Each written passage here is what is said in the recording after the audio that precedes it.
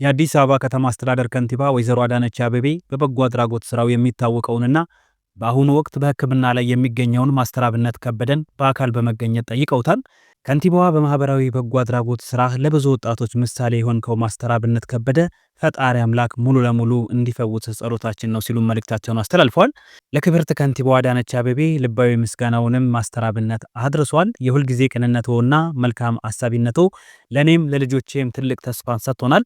በዚህ የጭንቄና የችግሬ ሰዓት ያለቦት ተደራራቢ ስራና ኃላፊነት ሳይገድቦት ያለውበት ድረስ መጥተው ስለጎበኙኝ እግዚአብሔር ያክብርልኝ ሲል መልእክቱን አስተላልፏል። በኢትዮጵያ ሙዚቃ ኢንዱስትሪ ውስጥ ከሮሃ ባንድ ዘመን ጀምሮ በድምፃዊነቱና በዜማ ደራሲነቱ ትልቅ ስም ያለው ነዋይ ደበበ ከሰሞኑ በሰጠው የፖለቲካ አስተያየትና ከገዢው ፓርቲ ጋር ባለው የጠበቀ ቁርኝነት ምክንያት በማህበራዊ ሚዲያ ከፍተኛ ትችት እየተሰነዘረበት ይገኛል።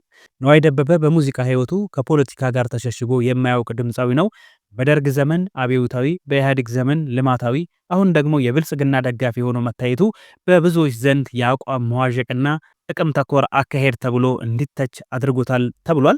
በተለይም ሰሞኑን የቀድሞውን ጠቅላይ ሚኒስትር መለስ ዜናዊን በመውቀስ ለአሁኑ ጠቅላይ ሚኒስትር ያሳየው የወገንተኝነት በማህበራዊ ሚዲያ የህዝብ ፍርድ ቤት እንዲቆምና እንዲጠለጠል ምክንያት ሆኖታል። ነዋይ ደበበ በቀደሙት መንግስታት በደርግና በኢህአዴግ ዘመን ለስርዓቱ ሲዘፍንም በወቅቱ የነበረው ክፍያ ከዝናና ከሞራል ድጋፍ የዘለለ ከፍተኛ የፋይናንስ ጥቅም የሚያስገኝ አልነበረም።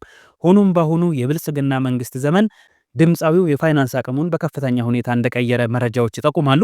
በተለይም በቅርቡ ለጅማ ከተማ ክብርና ለግድቡ ያወጣውን ዘፈን ተከትሎ ወደ ስፍራው ተጉዞ ላቀረበው የመድረክ ስራ ለዜማው ከ15 ሚሊዮን ብር በላይ ክፍያ እንደተፈጸመለት በስፍራው የነበሩ ታማኝ ምንጮች ገልጸዋል። ይህ ክፍያ በኢትዮጵያ የሙዚቃ ታሪክ ለአንድ ነጠላ ዜማና የኮንሰርት ተሳትፎ ከተከፈሉ ከፍተኛ ገንዘቦች ተራ የሚሰለፍ ሲሆን ድምፃዊው ከአሁኑ መንግስት ጋር ያለውን የጥቅም ትስስር ያሳያል ተብሎ እየተነገረ ነው። አንጋፋው ድምፃዊና የዜማ ደራሲ ነዋይ ደበበ እንግዲህ በቅርቡ ለታላቁ የኢትዮጵያ ህዳሴ ግድብ ምረቃ ስላወጣው ነጠላ ዜማ እንደዚሁም ከዓመታት በፊት ለቀድሞ ጠቅላይ ሚኒስትር መለስ ዜናዊ ህልፈት አውጥቶ ስለነበረው የለቅሶ ዜማ አዳዲስና አነጋጋሪ አስተያየቶች እየተሰጡ ይገኛሉ። ነዋይ በአርቲስት ቴሌቪዥን ከአርቲስት አዳነች ወልደ ገብርኤል ጋር ባደረገው ቃለ መጠይቅ ለ120 ሚሊዮን ህዝብ ክብርና እንዳንድ የጥበብ ሰው ለአባይ ግድብ ለመስፈን ስላልቻለ በ3 እና 4 ቀናት ውስጥ የተቀናበረ አዲስ ስራ ለምርቃው ማድረሱ ተናግሯል። ስራው በፍጥነት የተሰራ ቢሆንም በጥራት ለበዓሉ መድረሱን የገለጸው ድምፃዊው ለዚህ ስራውም ጠቅላይ ሚኒስትር ዶክተር አብይ አህመድ ምስጋና እንዳቀረቡለት ገልጿል። በሌላ በኩል የቀድሞ ጠቅላይ ሚኒስትር መለስ ዜናዊ ሲሞቱ ስለዘፈነው የለቅሶ ዜማ ሲጠየቅ ሰው ይቅርና ወፍም ሲሞት ኢትዮጵያዊ ያለቅሳል በማለት ባህሉን ያስታወሰው ነዋይ ሆኖም ለዚያ ዘፈን የኢትዮጵያን ሕዝብ መልሶ ይቅርታ እንደጠየቀ አረጋግጧል።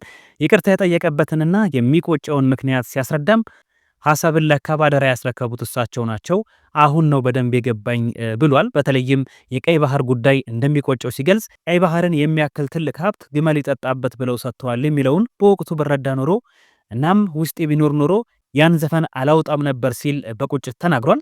ድምፃዊው አክሎም ለተለያዩ ድምፃውያን ግጥምና ዜማ በመስጠት የሚታወቅ ሲሆን እስካሁን ለሰዎች የሰጣቸው ዘፈኖች ቁጥር 150 እንደሚደርሱም ጠቁሟል። መረጃው የዛሀበሻ ነው። ሌላው ከሰሞኑ አነጋጋሪ የሆነው ዜና ዓለም ሁሉ አይናቸውን ወደ ኢትዮጵያ አድርገው እንደነበር ይታወሳል።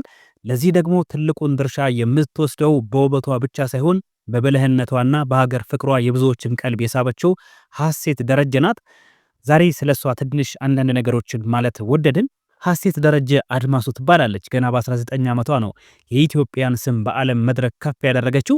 በአዲስ አበባ ተወልዳ ያደገችው ሀሴት በአሁኑ ወቅት በአዲስ አበባ ሳይንስና ቴክኖሎጂ ዩኒቨርሲቲ የኬሚካል ኢንጂነሪንግ ተማሪም ናት። ውበትና እውቀትን ጎን ለጎን መሄድ እንደሚችሉ በተግባር ያሳየችም ወጣት ናት።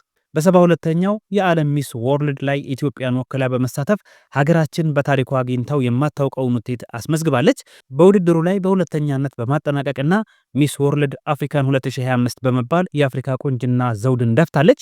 ይህ ውጤት ለኢትዮጵያ ብቻ ሳይሆን ለመላው አፍሪካ ኩራት የሆነም ክስተት እንደነበር እንግዲህ እናስታውሳለን። ከሰሞኑ ደግሞ ዓለም አቀፉ ታዋቂው ዩቲዩበር አይሾ ስፒድ ኢትዮጵያን በጎበኘበት ወቅት ሀሴት ደረጀ አብራው በመሆን ሀገሯን በሚገባ አስተዋውቃለች። በእንግሊዝኛ ቋንቋ ያላት ክህሎትና ስለ ሀገሯ ባህልና ታሪክ የሰጠችው ማብራሪያ በማህበራዊ ሚዲያ ላይ ከፍተኛ አድናቆትን አስተርፎላታል። ብዙዎች ትክክለኛ የሀገር አምባሳደር እሷ ናት እያሉ ይገኛሉ። ሀሴት ደረጀ ለብዙ ወጣት ኢትዮጵያውያን ተምሳሌት እየሆነች ነው። በትምህርቷ ጎበዝ፣ በስራዋ ስኬታማና በሀገር ፍቅሯ ደግሞ ግንባር ቀደም ናት። እናንተስ ትናንትና የነበራትን ተሳትፎ እንዴት አያችሁት? ከታች በኮሜንት መስጫው ላይ ሐሳባችሁን አሳውቁን። ለቻናላችን አዲስ የሆናችሁ ሰብስክራይብ ማድረጋችሁን እንዳትረሱ። ስላዳመጣችሁኝ ከልብ አመሰግናለሁ። መልካም ቆይታ